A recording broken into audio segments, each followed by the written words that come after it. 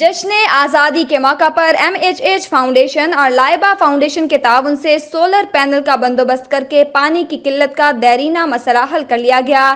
لکی مروت کے گاؤں شاہ حسن خیل میں سعودی عرب میں سماجی رہنما محترمہ نوشین وسیم اور امریکہ میں سوشل رہنما محترمہ نوشابہ ناز بٹ نے پانی کا کنواں اور سولر پینل کا بندوبست کیا، جس سے اہل علاقہ کا پانی کا دیرینہ مسئلہ حل ہوا۔ اس موقع پر اہل علاقہ نے ڈھیروں دعاؤں اور نیک تمناؤں کا اظہار کیا۔ مزید تفصیلات دیکھتے ہیں وقار الزمان کیانی کی اس رپورٹ میں۔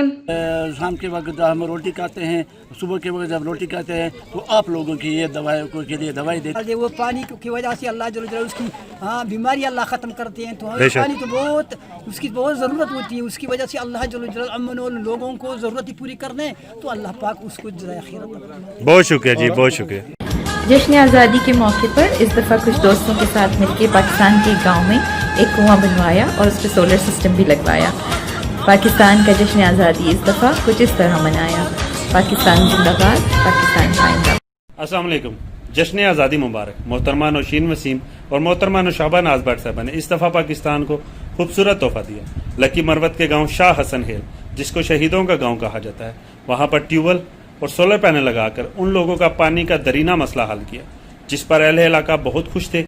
MHH فاؤنڈیشن اور لائبہ فاؤنڈیشن نے یہ تحفہ ان لوگوں تک پہنچانے میں مدد کی۔